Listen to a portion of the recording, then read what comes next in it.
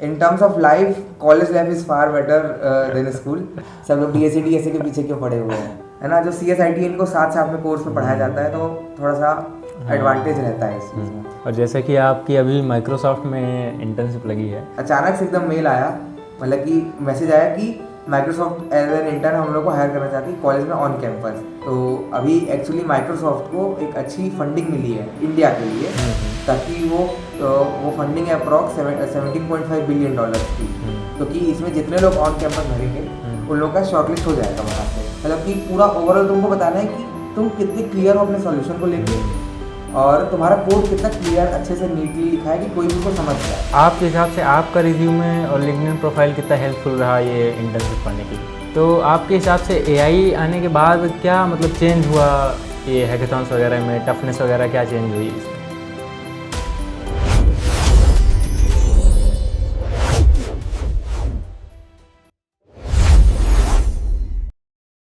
मैं हूं निखिल तिवारी, स्वागत करता हूं आपका अपने इस नए एपिसोड में। आज के इस एपिसोड में हमारे साथ हैं सृजन अग्रवाल सर। सृजन सर NIT रायपुर के CS डिपार्टमेंट के 3rd ईयर के स्टूडेंट हैं। सृजन सर की हाल फिलहाल में माइक्रोसॉफ्ट में इंटर्नशिप लगी है। हाँ, सही सुन रहे हैं आप, माइक्रोसॉफ्ट में इंटर्नशिप लगी है। अभी ये समर वैकेशन जो होगा उस पर अपनी इंटर्नशिप कंप्लीट करेंगे। आज के इस एपिसोड में हमने उनसे डिटेल में जाना है कि उन्होंने अपनी ये इंटर्नशिप कैसे पाई, और कोई अगर कोर का लड़का है, कोर मतलब जो जैसे सिविल हो गया, मैकेनिकल हो गया, मेटलर्जी, ये सारी ब्रांचेस का लड़का है और वो टेक कंपनीज को टारगेट कर रहा है, तो उसको क्या क्या करना चाहिए, ये सारी चीज़ें आज हमने डिटेल में जानी है। तो वीडियो के लास्ट तक ज़रूर बने रहें। तो चलिए वीडियो को शुरू करते हैं बिना किसी देरी के। सर, जो भी ये वीडियो देख रहा है उसे आप अपने बारे में बता दीजिए कि आप कौन हैं, किस ब्रांच से हैं, क्या करते हैं। So hello Nikhil, thank you for inviting me in this podcast. So my name is Srijan Agrawal and currently I am in my 6th semester and completing my BTech from NIT Raipur with CS branch. And yes, that's it. जी, तो sir आपका school life से college life तक का ये सफ़र कैसा रहा, उसे थोड़ा ब्रीफ में बताइए। स्कूल से कॉलेज तक का, जी। तो स्कूल को मैं कहूँगा कि स्कूल जो है वो थोड़ा सा ऑटो पायलट जैसा मोड है। अच्छा। वो बस ऐसा है कि बस स्कूल जाओ, चलते जाओ, उसमें रिस्पॉन्सिबिलिटी खुद के प्रति नहीं है। पर जो कॉलेज है इसमें अपने प्रति रिस्पॉन्सिबिलिटी है, क्योंकि इसमें अपने को फ्री टू विल दे दिया गया है कि तुमको पढ़ना हो पढ़ो, तुमको जो करना करो।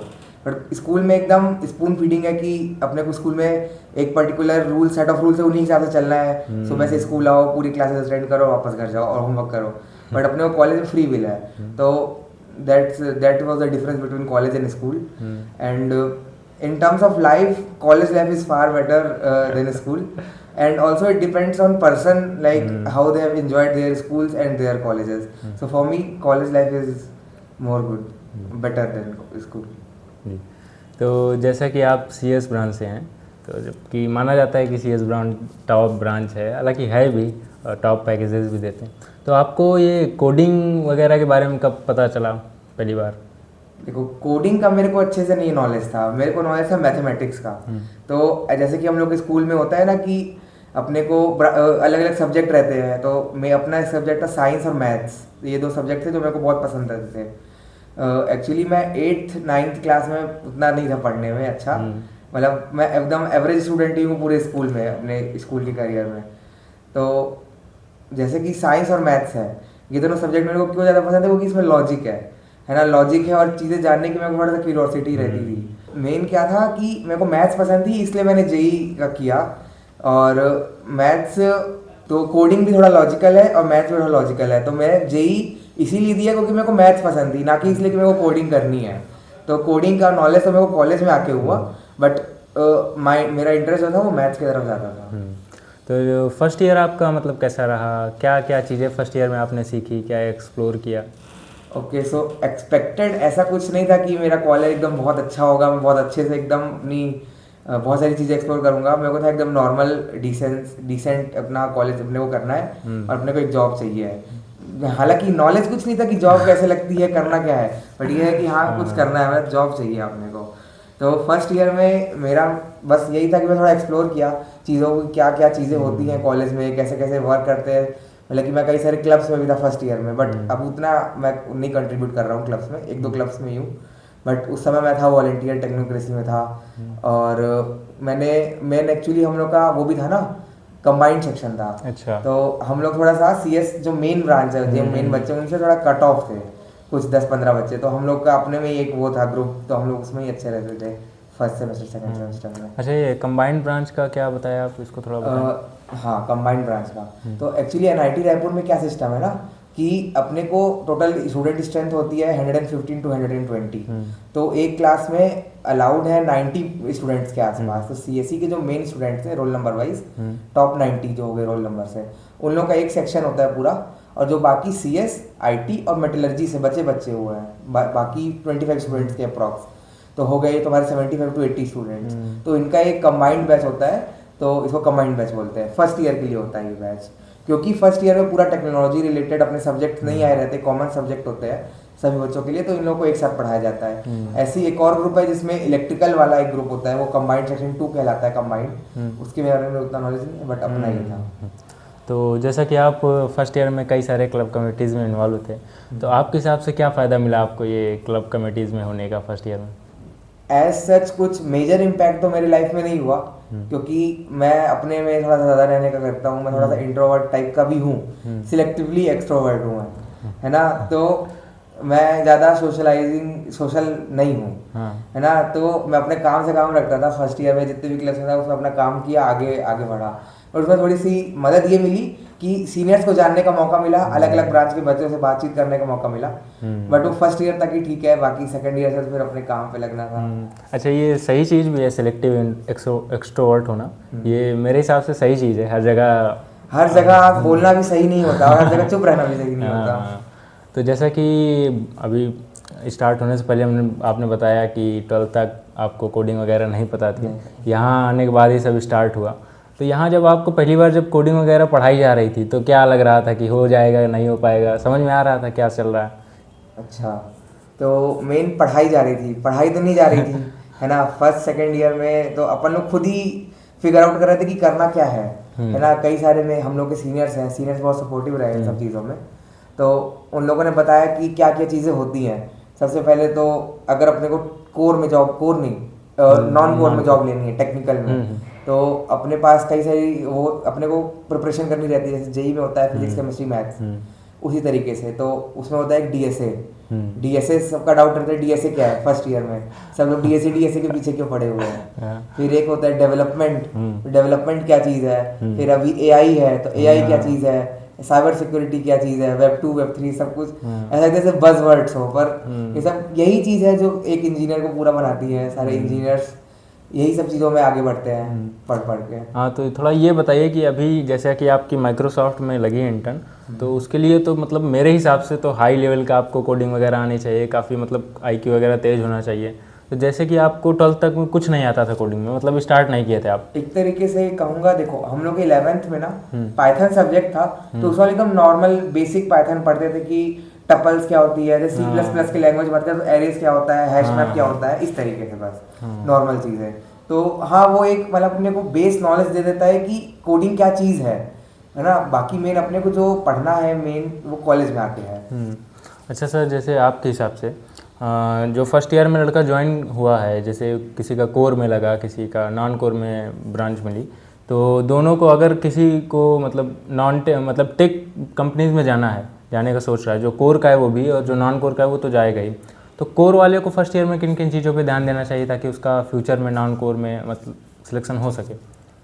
अच्छा, तो अब देखो इसमें एक चीज़ तो हो गई कि इनके पास एडवांटेज थोड़ा सा कम है। हाँ। क्योंकि नॉन कोर वाले जो है, मतलब जो CSIT ब्रांच है, जो मेन टेक्निकल ब्रांचेस हैं, इनको कोर्स में जो कोर्स वर्क है वो पहले से पढ़ाया जाएगा। इनकी एक्सपोजर टेक्निकलिटी से ज़्यादा रहेगी, इनके इन्वायरमेंट ज़्यादा रहेगा। क्योंकि अब मेरे साथ मेरे 5 दोस्त हैं अगर, तो वो भी CS के ही हैं, तो बातें भी वैसे ही होंगी, है ना। अब अगर कोई नॉन कोर का है, नॉन कोर नहीं कोर का है ना, तो कोर का है तो उसके बाद क्या है, उसके अगर मान लो एक एग्जांपल लेते हैं तुम्हारी ब्रांच का, माइनिंग ब्रांच का एग्जांपल लेते हैं फॉर एग्जांपल, ठीक है। तो अब तुम्हारे दोस्त माइनिंग के, है ना, अब तुम लोग के वही कोर्स के बारे में डिस्कस होगा, है ना। बट अगर तुम्हारा एम है टेक्निकल की तरफ ही जाना है, तो तुमको ना थोड़ा डिसिप्लिन लाना पड़ेगा। सिर्फ तुम लोगों के लिए नहीं, मतलब बाकी ब्रांचेस के लिए नहीं, सभी को डिसिप्लिन लाना एक बहुत बड़ा फैक्टर है। है ना, बट तुम लोग को थोड़ा सा ज़्यादा मेहनत करनी पड़ेगी, क्योंकि मेन चीज़ है कि तुम लोग को पढ़ाया अलग चीज़ जाएगा क्लास में, और तुम लोग को अलग से प्रिपरेशन करनी पड़ेगी, है ना। जो CSIT इनको साथ साथ में कोर्स में पढ़ाया जाता है, तो थोड़ा सा एडवांटेज रहता है इस चीज़ में। अभी जैसे JEE मेंस, एडवांस्ड, ये सारे एग्ज़ाम हो रहे हैं, तो इसके बाद जो काउंसलिंग पीरियड रहता है, फिर उसके बाद कॉलेज आने में जो बीच में गैप रहता है, उस टाइम पर लड़का क्या कर सकता है, क्या चीज़ें सीख सकता है? आपने क्या किया उस टाइम पे? देखो वो वाला टाइम ना, मैं कहूँगा एकदम स्वीट स्पॉट है तुम लोग के लिए, एक एक किक स्टार्ट के लिए। जैसे अपन सबवे सफर खेलते हैं तो हेड स्टार्ट होता है ना, तो वो हेड स्टार्ट है। अगर उस समय तुम लोग क्या करो, मैं कहूँगा एक्सप्लोर करो कि कॉलेज में क्या क्या चीज़ें होती हैं। जैसे तुम लोग देखो कि फर्स्ट ईयर के बच्चे क्या करते हैं, सेकंड ईयर में क्या चीज़ होता है, थर्ड ईयर में क्या क्या सब्जेक्ट्स है तुम लोग के कॉलेज का, तो पता है कि क्या है, सारी चीज़ें इंटरनेट पे दी हुई हैं कि ये सब्जेक्ट्स होंगे। एक्सप्लोर करो कि जैसे कि तुम्हारा DBM है तो ये टॉपिक क्यों पढ़ाया जाता है ना। थर्ड ईयर में मैं ये चीज़ क्यों पढ़ रहा हूँ, सेकंड ईयर में ये चीज़ क्यों पढ़ रहा हूँ, है ना। फोर्थ ईयर में प्लेसमेंट की कैसे होती हैं चीज़ें, तो इससे कई सारी चीज़ें क्लैरिटी मिलती है, क्योंकि इससे डायरेक्शन डिफाइन हो जाती है। अगर तुम लोग डायरेक्शन के साथ नहीं चलोगे और हार्ड वर्क करते रहोगे तो दिक्कत हो जाएगी, है ना। तो डायरेक्शन प्लस हार्ड वर्क दोनों इंपॉर्टेंट है। तो सही डायरेक्शन में जाने के लिए ये जो है तुम्हारे लिए किक स्टार्ट का समय है। इसमें तुम बेसिक कोडिंग सीख सकते हो, जैसे कि अगर तुम कोई भी एक लैंग्वेज पकड़ सकते हो जिसमें भी तुम ट्राई करो, कंफर्टेबल जिसमें हो जाओ। जैसे कि मेरी पर्सनल फेवरेट है तो मेरे को C++ ज़्यादा पसंद आती है, क्योंकि एकदम सिंपल है, सिंपल टू कोड है। मेरी फर्स्ट लैंग्वेज थी जो मैंने सीखी, है ना, और इसकी रिसोर्सेज बहुत ज़्यादा अवेलेबल है मार्केट, मतलब कि ऑनलाइन सारे रिसोर्सेज हैं। तो C++ easy to use language है, तो तुम लोग उसमें बेसिक चीज़ें पढ़ सकते हो, स्ट्रिंग्स, टपल्स, STL हो गया इसका, स्टैंडर्ड टेम्पलेट लाइब्रेरी, तो ये सब चीज़ें पढ़ सकते हो, देख सकते हो DSA क्या होता है, लॉजिक बिल्डिंग शुरू कर सकते हो। तो सर जैसे कि मान लीजिए कोई CS में आया, कॉलेज JEE मेंस एडवांस दिया, और किसी भी कॉलेज में CS ब्रांच में आया या IT में आया, अब दो तरह के लड़के, एक जो 11th-12th में थोड़ा थोड़ा पाइथन वगैरह सीखे रहते हैं, और एक वो जो केवल PCM पढ़े होते हैं और सीधा कॉलेज में आ जाते हैं, उन्होंने कोडिंग नहीं स्टार्ट की। तो दोनों के पास क्या एडवांटेज है, क्या इसका कुछ नुकसान है कि उसने पहले से सीख नहीं रखा है? इसका कुछ बताइए इस बारे में।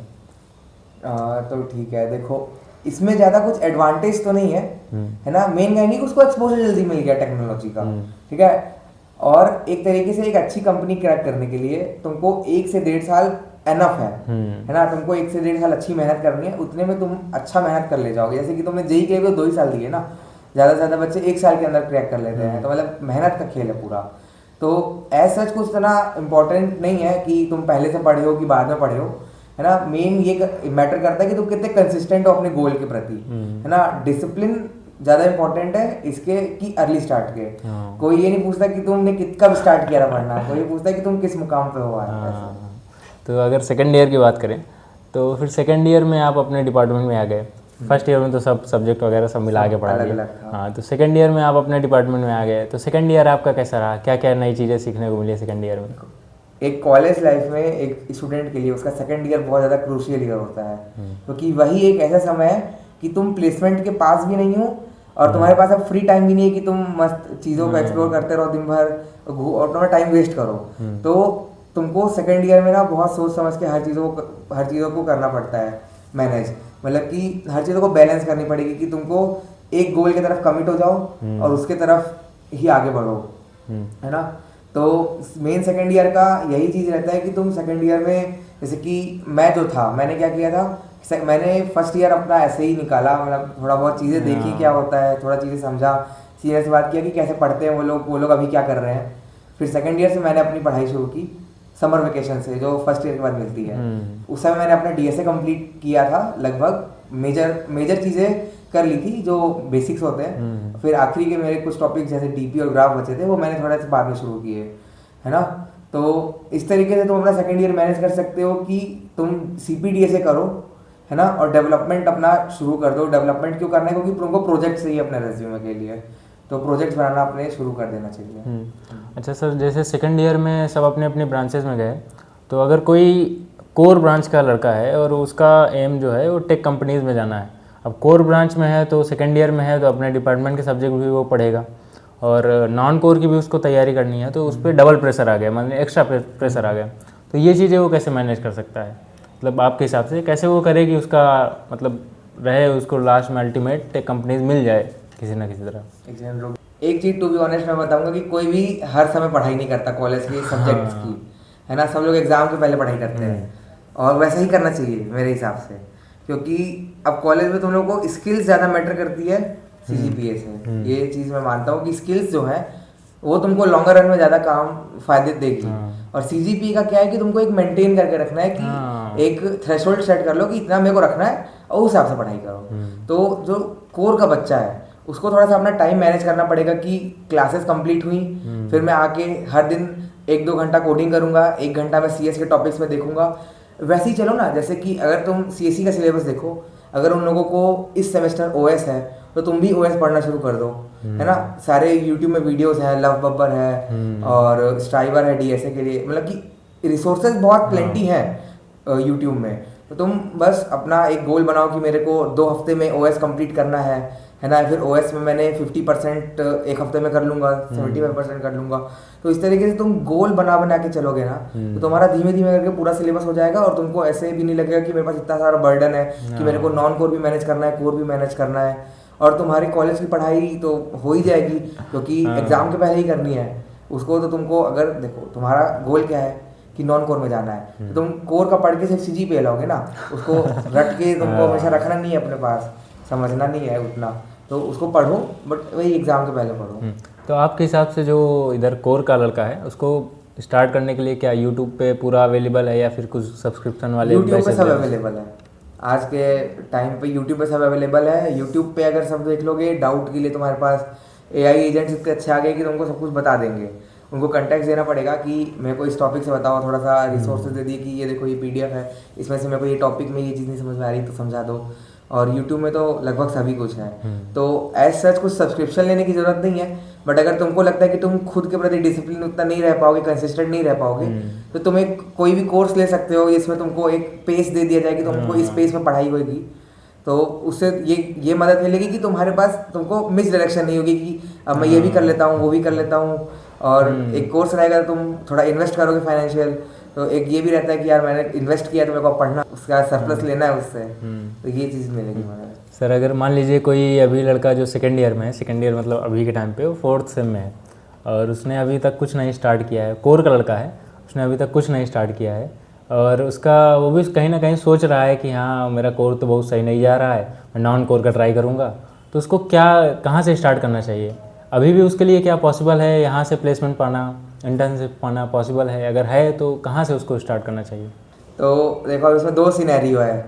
एक तो है कि वो ढंग से अपने कोर में मेहनत नहीं कर रहा तो उसको एक सेकंड थॉट आ रहा है कि यार इसको छोड़ देता हूँ, मैं उसमें चले जाता हूँ। और दूसरा है कि जो सच में सोच रहा है कि हाँ करना चाहिए मेरे को, इसके तरफ ज़्यादा मेरा झुकाव है, मेरा अट्रैक्शन इस तरफ ज़्यादा है कि मैं इसको कर लूँगा, मेरा इंटरेस्ट ज़्यादा है इसके तरफ। तो 4th सेम में बिल्कुल पॉसिबल है कि तुमको प्लेसमेंट मिल जाए, क्योंकि 2 साल 1-1.5 साल ही मैटर करता है। तुमको कुछ 4 सब्जेक्ट्स होते हैं अपने, OS, CN, object oriented programming और DBMS। ये 4 चीज़ें तुमको पढ़नी होंगी और साथ में DSA होगा मेन, जिसमें टाइम लगेगा करने में, जिसमें अंडरस्टैंडिंग बैठानी पड़ती है। तो इन सब चीज़ों के लिए ना तुमको एक स्ट्रक्चर बना के ही काम करना पड़ेगा। जैसे कि तुम आज से ही आज से तुम सोचो आज से C++ पढ़ना शुरू कर दो, एक लैंग्वेज पकड़ के पढ़ना शुरू कर दो, DSA करना शुरू कर दो, है ना। अब देखो क्योंकि 4th सेमेस्टर में हो तो CP करने का उतना समय नहीं है, तो तुमको DSA, CP का मतलब मैं अभी बताता हूँ, ठीक है। तो DSA के ऊपर फोकस करो। DSA थोड़ा पैटर्न बेस्ड होगा, पैटर्न्स के ऊपर ध्यान दो। कुछ पर्टिकुलर 30 to 35 पैटर्न्स, 50 पैटर्न जैसे पूरा यूट्यूब पे डाला हुआ है कैसे कैसे होता है, उनको ध्यान दो, उसमें क्वेश्चन सॉल्व करो, पैटर्न पकड़ो, तो इससे थोड़ा जल्दी लर्न होगा चीज़ें, है ना। और सब्जेक्ट्स के ऊपर ध्यान देना पड़ेगा क्योंकि CS फंडामेंटल्स है, तभी सब फंडामेंटल्स अच्छे होंगे, क्लियर होंगे, तभी तो तुम इस फील्ड में आगे जा पाओगे। तो बिल्कुल पॉसिबल है कि तुम्हारी प्लेसमेंट मिल जाएगी। इंटर्नशिप की गारंटी मैं नहीं ले सकता क्योंकि इंटर्नशिप के लिए और थोड़ा रिगरस मेहनत करनी पड़ेगी, क्योंकि 5th सेमेस्टर से कंपनीज आना शुरू हो जाती है और 5th सेमेस्टर 4th के बाद 5th में सिर्फ तुम्हारे पास 3-4 महीने ही है।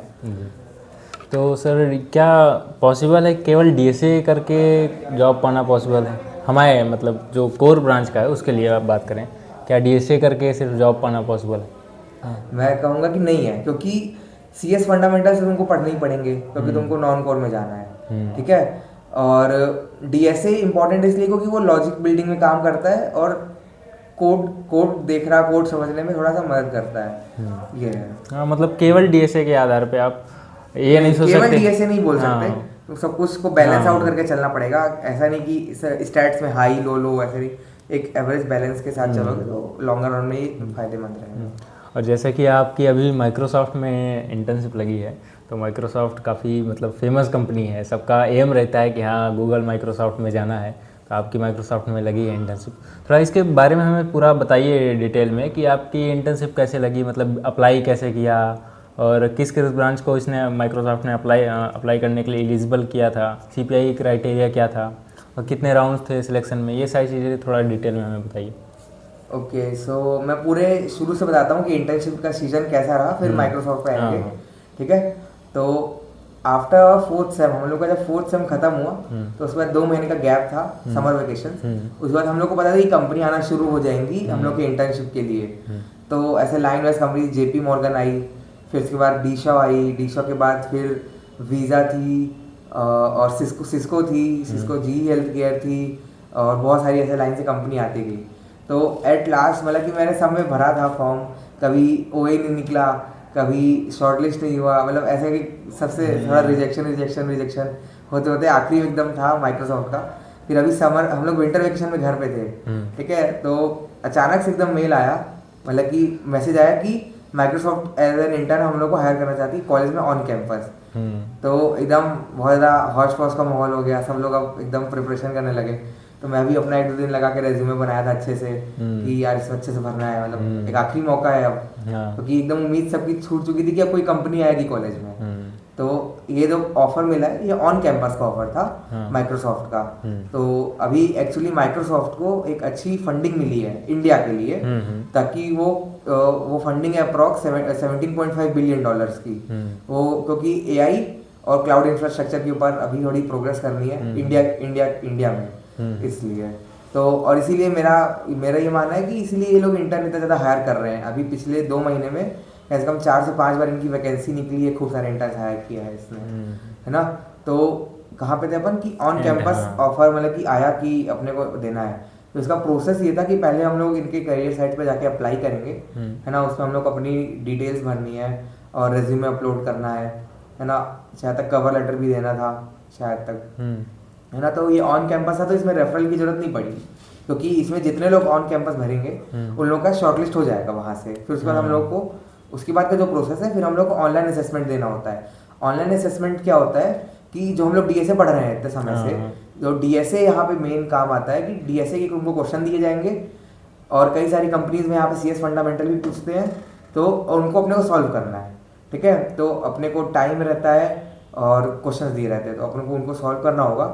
तो उसके बेसिस में जिसने जितनी जल्दी सॉल्व किया, जिसने कितनी अच्छी कोड क्लैरिटी है ना, किसका कितना अच्छा लॉजिक है, और रन टाइम के हिसाब से कितना अच्छा, कितनी जल्दी रन हो रहा है कोड, और कितना ऑप्टिमाइज है, इन सब के बेसिस में ओए राउंड जज होता है कि कितना अच्छा किसने किया है कोड, और उसके बेसिस में शॉर्टलिस्ट होती है।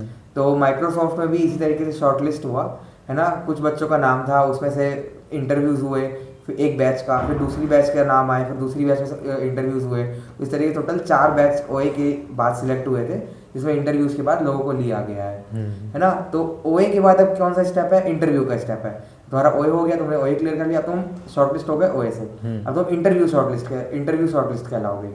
अब इंटरव्यू में भी माइक्रोसॉफ्ट के 2 इंटरव्यू थे। तो माइक्रोसॉफ्ट के ना 2 इंटरव्यू राउंड थे। तो पहला जो था वो टेक्निकल प्लस बिहेवियरल राउंड था, जिसमें उन्होंने मेरे से पहले पूछा, मतलब कि इंट्रोडक्शन लिया, फिर इंटरेस्ट पूछे, फिर उन लोगों ने एक कोडिंग का क्वेश्चन दिया था, जिसको मेरे को स्क्रैच से खुद से कोड करना था, पढ़ना था। मतलब उन्होंने मेरे को क्या किया था कि समझा दिया था कि क्वेश्चन क्या है।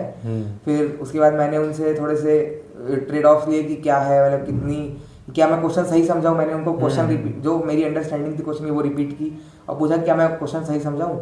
तो फिर जैसे ही चेक मिला ओके, तो फिर मैं आगे बढ़ा। फिर मैंने अपनी मतलब कि क्लियर किया कि हाँ सब कुछ मैंने सही समझा है। फिर उसके बाद फिर मैंने और आगे बढ़ा, तो देखा कि क्वेश्चन समझा, फिर क्वेश्चन की अप्रोच बताई उनको, तो बोला हाँ ठीक है। फिर मैंने उनके बाद कोड किया, लिख के बताया कि हाँ यहाँ पे मेरी इतनी टाइम कॉम्प्लेक्सिटी लग रही है, स्पेस कॉम्प्लेक्सिटी ऐसे, मतलब कि पूरा ओवरऑल तुमको बताना है कि तुम कितने क्लियर हो अपने सॉल्यूशन को लेके, और तुम्हारा कोड कितना क्लियर अच्छे से नीटली लिखा है कि कोई भी उसको समझ जाए। ये चीज़ ज़्यादा मैटर करती है, ना कि ये चीज़ कि तुम एकदम ही सॉल्यूशन के ऊपर पहुंच जाओ और तुम तुरंत उसको सॉल्यूशन बता दो और सही हो जाए सॉल्यूशन। वो चीज़ ज़्यादा मैटर करती है कि तुम कितने क्लियर हो, कितना अच्छा तुम्हारा कम्युनिकेशन है और तुम्हारी अप्रोच किस तरीके की है। तो सर जैसे कि इंटरव्यू है तो काफ़ी लोग इंटरव्यू में रिजेक्ट हो जाते हैं, तो आपके हिसाब से जब इंटरव्यू का पहला जैसे गेट खुले, अगर ऑफलाइन इंटरव्यू की बात करते हैं, गेट खोला, इंट्रो देना है पहले, हाँ, तो इंट्रो में क्या क्या चीज़ें होनी चाहिए कि मतलब ठीक इंट्रो दिखे, इंट्रो ठीक लगे, तो उसमें क्या क्या पॉइंट ऐड होने चाहिए इंट्रो में? ऐसे ऑफलाइन इंटरव्यू है तो सबसे पहले तो बहुत ज़्यादा घबराहट होती है कि फर्स्ट टाइम इंटरव्यू देने जाएंगे, कैसे सामने वाले रहेंगे। तो सबसे पहले तो एकदम रिलैक्स हो जाना है कि सामने वाला भी इंसान ही है ना। वो बस तुमको देखना चाहता है कि तुमको क्या क्या आता है और वो देखना चाहता है कि तुम कंपनी के लिए राइट फिट हो कि नहीं। तो इंट्रो में तो सबसे पहले अपना नाम है ना, अपने बारे में थोड़ा डिटेल्स, नॉर्मल पर्सनल डिटेल्स, मतलब कि नाम हो गया, कहाँ से हो, इस तरीके से बता सकते हो। फिर उसके बाद अपना इंटरेस्ट बता सकते हो कि मैंने क्या क्या चीज़ें कॉलेज में चीज़ें की हैं, जैसे कि 1-2 साल में मैंने डीएसए के ऊपर ज़्यादा अच्छा किया है, कॉम्पिटिटिव प्रोग्रामिंग की है, डेवलपमेंट किया है, मैंने प्रोजेक्ट्स बनाए हैं। उसके बाद अपनी हॉबी बता सकते हो कि मेरी हॉबीज़ ये है, मतलब कि स्किल्स के लिए फिर अपने लेजर टाइम में मैं बुक्स पढ़ता हूँ, या फिर स्पोर्ट्स के लिए मैं टेबल टेनिस खेलता हूँ, इस तरीके से सोशल हॉबीज हो गई है ना, इस तरीके से। मतलब ज़्यादा बड़ा भी नहीं रखना है कि इंटरव्यूअर बोर हो जाए कि तुम क्या इतना देर से बोल रहे हो, ज़्यादा छोटा भी नहीं रखना है कि लगे कि क्या हुआ, एकदम फ्लिक ऑफ सेकंड में खत्म हो। एकदम बेसिक पैराग्राफ एकदम बता दिए, एकदम फ्लुएंट अच्छे से। अपना इंट्रो तो सब लोग अच्छे से पढ़ के जाते हैं ना कि कैसे बोलना है मेरे को, है ना। तो वही एक पहला है कि जिसे तुम्हारा डिसाइड होगा कि तुम कितने कॉन्फिडेंट हो, तुम किस तरीके से बात करते हो। मेन है काम रहना, कॉन्फिडेंट रहना और सोचना कि ठीक है, हो जाएगा। तो सर ये आपका जो माइक्रोसॉफ्ट के लिए जो इंटरव्यू था, ये ऑनलाइन मोड में था या ऑफलाइन मोड में था? तो माइक्रोसॉफ्ट का जो हम लोग का इंटरव्यू था ये ऑनलाइन मोड में था। तो हम लोगों को, मेरा जो इंटरव्यू का टाइम आया था वो 30 जनवरी को सुबह 9 बजे था एक इंटरव्यू, और दूसरा इंटरव्यू सुबह 11 बजे था। तो पहला इंटरव्यू क्लियर होने के बाद ही दूसरे का अपने को मेल आता है कि हुआ कि नहीं हुआ। तो मेरा पहला 9 से 10 हुआ, फिर 11 से 12 हुआ एक इंटरव्यू, और 4 बजे तक आ गया था कि हाँ मतलब कि सिलेक्शन हो गया। सिलेक्शन। तो ये पूरा प्रोसेस लगभग कितने दिन लगे इस पूरे प्रोसेस में? जब पहले मेल आया कि हाँ माइक्रोसॉफ्ट आ रही है, फिर लास्ट में सिलेक्शन तक में लगभग कितना टाइम लगा होगा?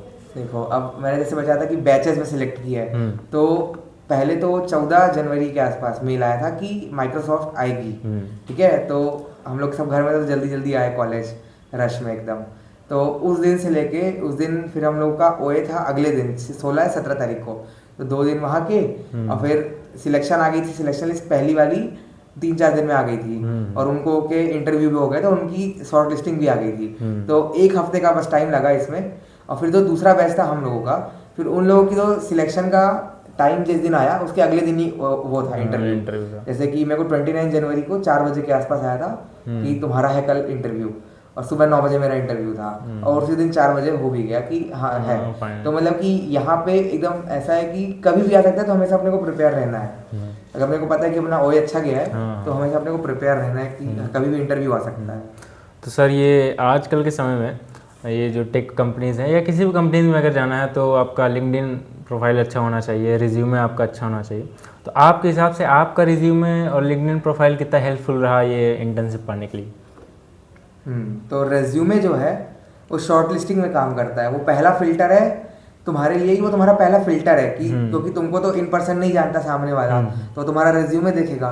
तो रेज्यूमे से वो पता करेगा ना कि तुम कैसे हो, तुमने क्या क्या किया हुआ है, तुम्हारे स्किल सेट क्या है। तो तुमको रेज्यूमे इस हिसाब से बनाना है कि तुम उसको दिखा पाओ कि तुमने कितना इम्पैक्ट जनरेट किया है ना। कि तुम क्वांटिफाई करना चाहिए रेज्यूमे को अपने, कि हाँ मैंने इतने लोगों को लेड किया है ना, मैंने अगर कोई प्रोजेक्ट बनाया है तो वो क्या काम आ रहा है ना, वो कितना स्केलेबल है, कितने यूजर्स उसमें आ सकते हैं, इस तरीके की चीज़ें।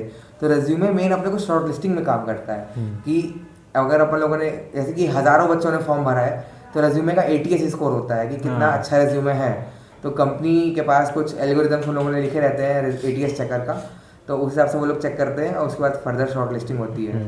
और रही बात लिंक्डइन की, तो लिंक्डइन जो है वो एक तरीके से अपना इंस्टाग्राम है टेक्निकल वर्ल्ड का, है ना। तो इंस्टाग्राम एक तरीके से सोशल ऐप है लिंक्डइन भी, जिसमें अपन लोग ऐसे लोगों से जुड़ते हैं, अपने प्रोफेशन के लोगों से, सिर्फ टेक्निकल का नहीं, मतलब कि अपन तो इंजीनियरिंग फील्ड में है तो अपने में वैसे ही सजेशन फीड आती है ना। कोई अगर लॉ कर रहा है, कोई अगर MBA कर रहा है तो उनके में उनके प्रोफेशंस के चलते हैं, और वो एक तरीके से थोड़ा सा फॉर्मल है ना, वो थोड़ा सा प्रोफेशनल, थोड़ा प्रोफेशनल प्लेटफॉर्म है जिसमें अपने को थोड़ा डिसेंट रह के बस अपने फील्ड के बारे में जानकारी लेनी है कि कैसे क्या चीज़ चल रही है, लोग क्या कर रहे हैं।